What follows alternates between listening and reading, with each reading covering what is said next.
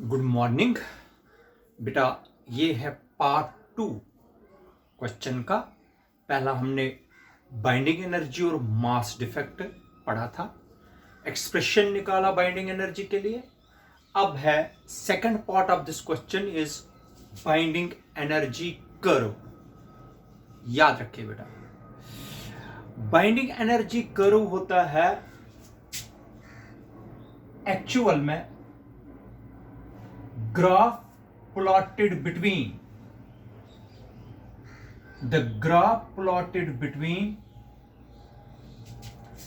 एक ऐसा ग्राफ जो प्लॉट किया जाए average binding energy per nucleon, average binding energy per nucleon. यहां से average binding energy per nucleon है और यहां से मास नंबर है। अगर एक ग्राफ प्लॉट किया जाए average binding energy per nucleon और मास नंबर के बीच में, उसको बोलते हैं बाइंडिंग एनर्जी कर्व। क्लियर है बेटा?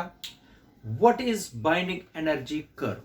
The graph plotted between average binding energy per nucleon with mass number is called binding energy curve।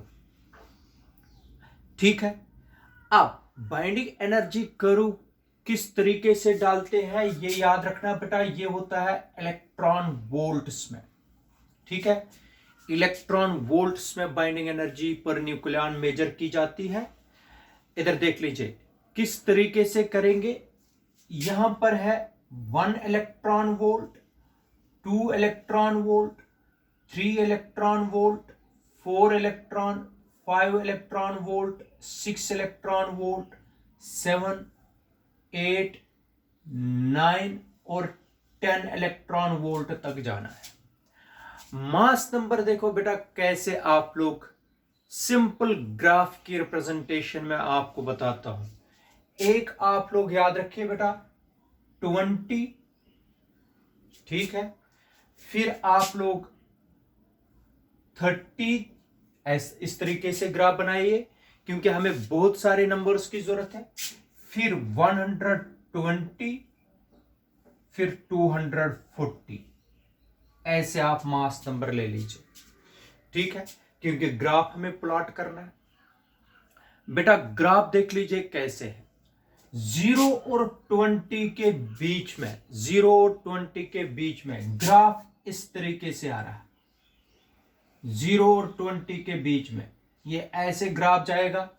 ये याद रखना बेटा, ऐसे जाएगा ग्राफ लगभग 7 तक, फिर ऐसे, फिर ऐसे ग्राफ, फिर ऐसे और फिर ऐसे ग्राफ 20 तक। अब देखो ये जो है ये इनको बोलते हैं पीक्स। पीक्स, ये पीक्स होते हैं, टॉप्स। ये बॉटम्स होते हैं, ये बॉटम होते हैं। ठीक है बेटा, ये बॉटम होते हैं। याद रखा बेटा, ये बॉटम होते हैं, ये होते हैं बॉटम्स। अब यहां पर होते हैं बेटा isotopes of hydrogen, H11, H12, H13। इधर देखो, ये मैं आप लोगों को जो कंक्लूजन है ग्राफ का यहां पर मैं समझाता हूं। कंक्लूजन्स, जो हम इस ग्राफ से कंक्लूजन्स निकालेंगे वो यहां पर मैं पढ़ा रहूंगा। कंक्लूजन्स इधर देखो, यहां पर आइसोटोप्स ऑफ हाइड्रोजन है। आइसोटोप्स ऑफ हाइड्रोजन की average binding energy per nucleon कम होती है, ये देख लीजिए, क्योंकि ये average binding energy per nucleon isotopes of hydrogen की कम है। ये जो पीक्स है, ये जो टॉप्स पर बैठे हैं, यहां पर है हीलियम। ठीक है बेटा, जिसका mass number atomic number 2, mass number 4। Helium के बाद यहां पर है कार्बन 612। ठीक है, फिर ऑक्सीजन 816। अब यहां पर है, ये याद रखना बेटा, लिथियम है, बेरिलियम है, नाइट्रोजन है, ऐसे। ठीक है, लिथियम, बेरिलियम, जो पीक्स पर जो बैठे हैं वो है हीलियम, कार्बन, ऑक्सीजन। जो बॉटम्स में बैठे हैं वो है लिथियम, बेरिलियम, नाइट्रोजन, एटसेट्रा। लेकिन सिर्फ और सिर्फ कहां तक बेटा? 20 तक। ये याद रखना, ये 20 तक ही ये 3 पीक्स आएंगे। इसके बाद 20 से 30 तक ग्राफ ऐसे बनेगा, शार्पली इंक्रीज होगा। ये वाला ग्राफ 20 से 30 तक बिल्कुल ग्राफ ऐसे आएगा। फिर 30 से 120 तक, 120 तक अप्रोक्सीमेटली फ्लैट रहेगा। ये जो ग्राफ है 30 से 120 तक जो ग्राफ है ये फ्लैट रहेगा।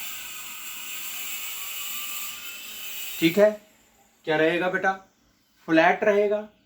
उसके बाद ये जो ग्राफ है फिर से डिक्रीज होगा ऐसे।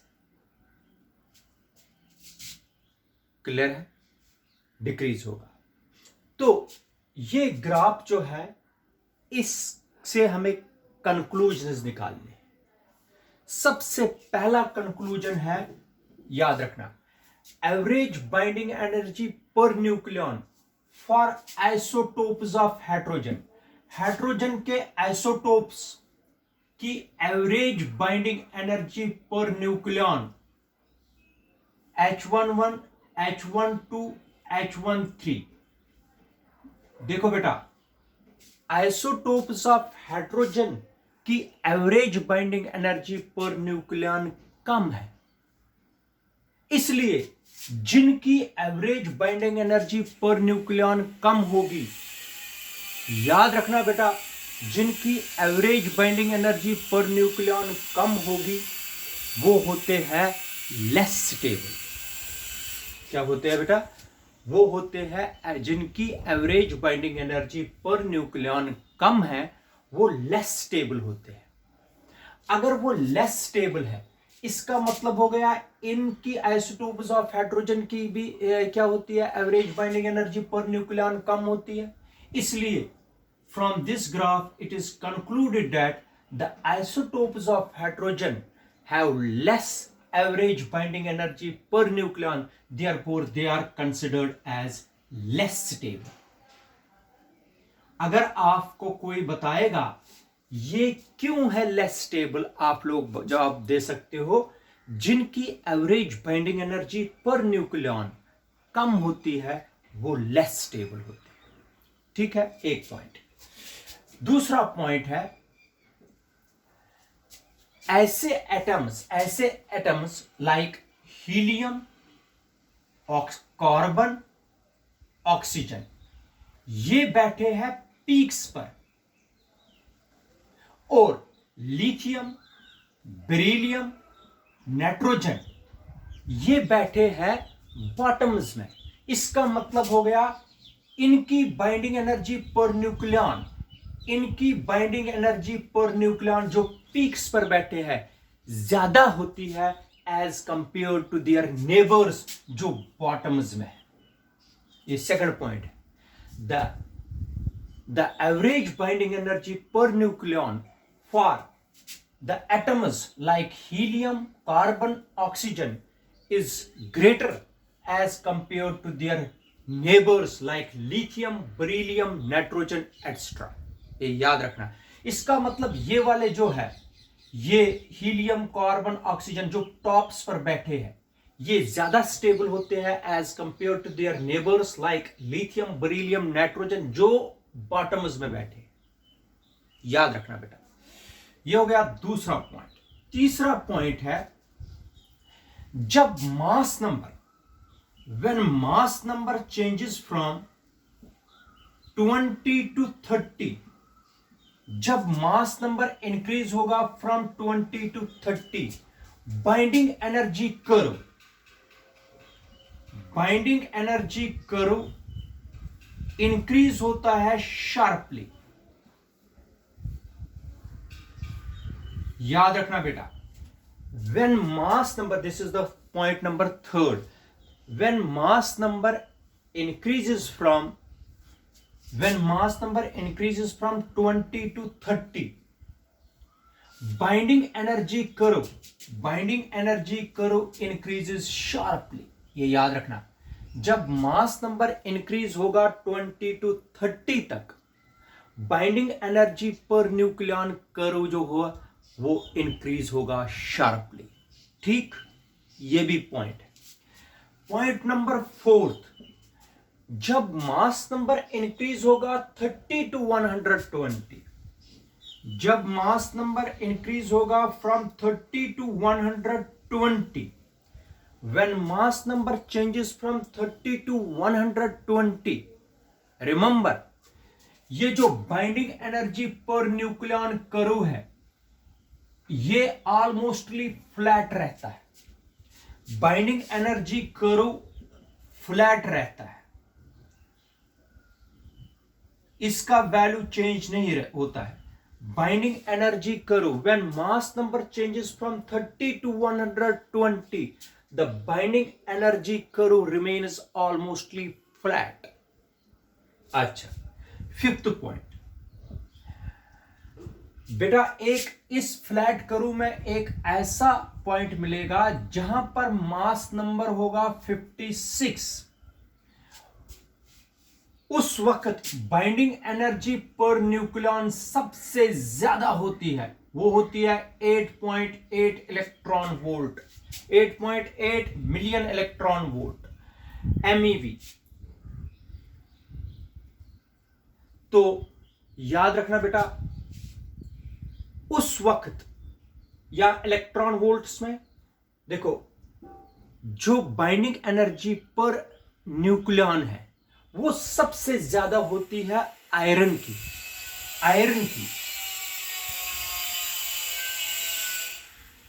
Binding energy curve, binding energy जो है, बाइंडिंग एनर्जी पर न्यूक्लियन,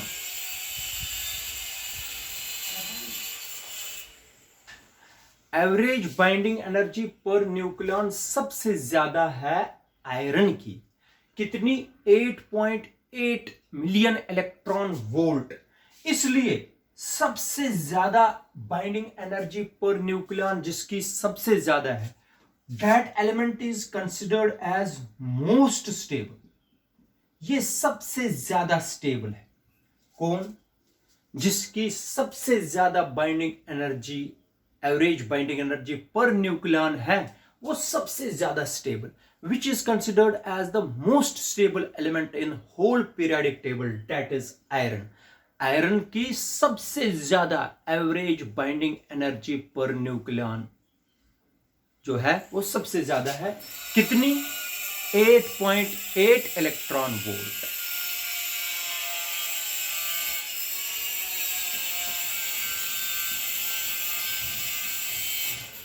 अब पॉइंट नंबर 6 है, जब mass number, when mass number changes from 120 to 240, जब मास नंबर 120 से 240 तक चलेगा, binding energy curve decreases sharply. तो आपको पता होना चाहिए बाइंडिंग एनर्जी कर्व यहां पर होता है यूरेनियम 92 टू 38। जब बाइंडिंग एनर्जी कर्व, जब मास नंबर चेंज होगा 120 to 240, binding energy per nucleon curve या binding energy curve decreases sharply. ये भी याद रखना, बाइंडिंग एनर्जी जो कर्व है वो शार्पली डिक्रीज करता है, डिक्रीजेस। ये 6 पॉइंट्स आपको याद रखने हैं। सबसे पहला पॉइंट है,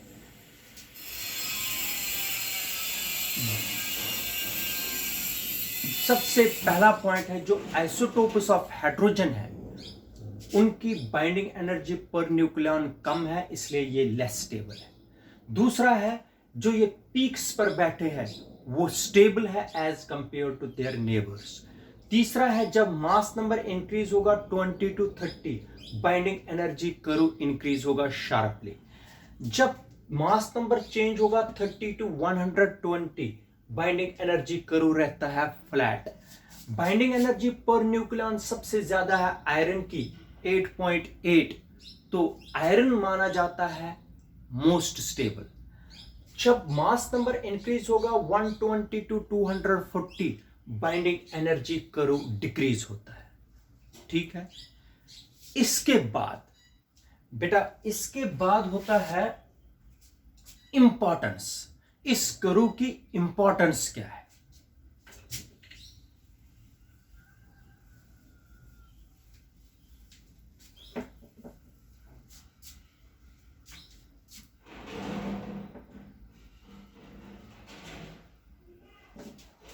देखो बेटा, इंपॉर्टेंस,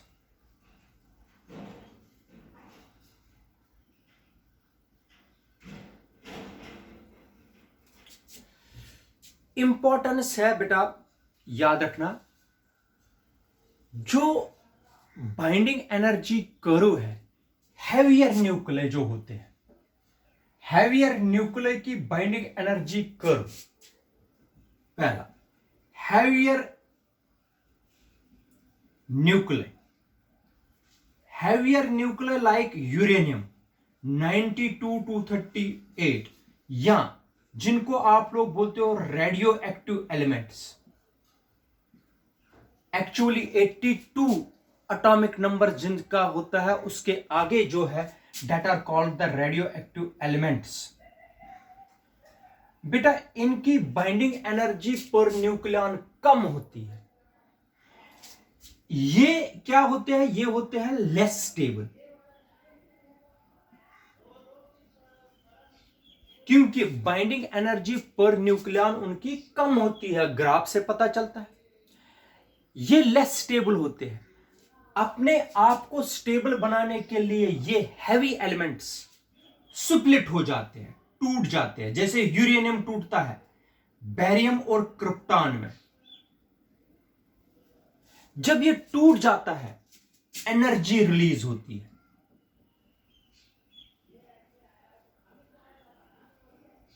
एनर्जी रिलीज होती है, और इस प्रोसेस को बोलते हैं जिसमें बेटा एक हैवियर न्यूक्लियस टूट जाता है ताकि वो स्टेबल बने, ताकि वो स्टेबल बने, वो टूट जाता है into lighter nuclear. Lighter nuclear means इससे लाइटर, बेरियम और क्रिप्टॉन में जब ये टूट जाता है, एनर्जी रिलीज होती है, और इस प्रोसेस को हम बोलते हैं this process leads to the discovery of nuclear fission. ये पहली इंपॉर्टेंस है बेटा, याद रखना। जो हैवी एलिमेंट्स होते हैं, जिनकी average binding energy per nucleon कम होती है, वो स्टेबल बनने के लिए बेटा स्प्लिट हो जाते हैं। जब स्प्लिट हो जाते हैं लाइटर न्यूक्लियर में, वो एनर्जी रिलीज करते हैं।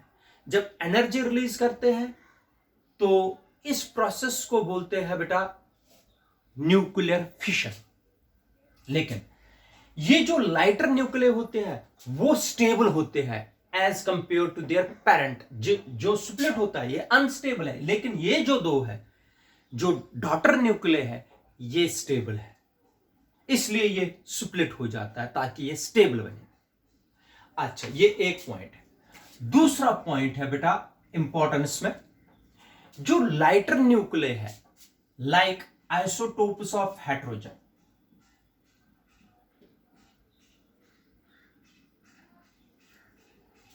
ये बेटा ये भी अनस्टेबल होते हैं। अगर ये अनस्टेबल होते हैं, ये क्या करते हैं? ये कंबाइन हो जाते हैं। कंबाइन का मतलब होता है फ्यूज होना, कंबाइन, ताकि हाइड्रोजन जब मिल जाएंगे बनेंगे हीलियम, हीलियम जब मिल जाएंगे तो बनेंगे कार्बन। तो इसका मतलब है जो आइसोटोप्स ऑफ हाइड्रोजन है ये स्टेबल बनने के लिए कंबाइन हो जाते हैं, और जब कंबाइन हो जाते हैं ये भी एनर्जी रिलीज करते हैं, एनर्जी रिलीज करते हैं। और इस प्रोसेस को जिसमें लाइटर न्यूक्लियस कंबाइन होके हैवी न्यूक्लियस बनाते हैं, इस प्रोसेस को बोलते हैं न्यूक्लियर फ्यूजन।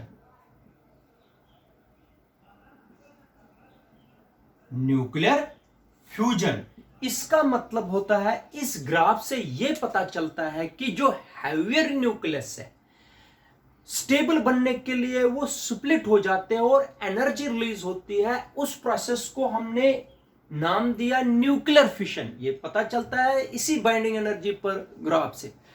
तो लेकिन लाइटर न्यूक्लियस जो है लाइक आइसोटोप्स ऑफ हाइड्रोजन वो भी अनस्टेबल होते हैं, वो कंबाइन हो जाते हैं to form the heavy nucleus, तो वो भी एनर्जी रिलीज करते हैं। उस प्रोसेस को बोलते हैं न्यूक्लियर फ्यूजन। इसका मतलब हो गया इस कर्व ने, this curve leads to the discovery of nuclear fission and nuclear fusion. ये बेटा हो गया binding energy curve, conclusions drawn from this binding energy curve and importance of this binding energy curve. इस तरीके से दो वीडियोस, पहले बाइंडिंग एनर्जी वाला और दूसरा बाइंडिंग एनर्जी कर्व वाला, कंप्लीट बनते हैं एक क्वेश्चन जिसको बोलते हैं binding energy and binding energy curve.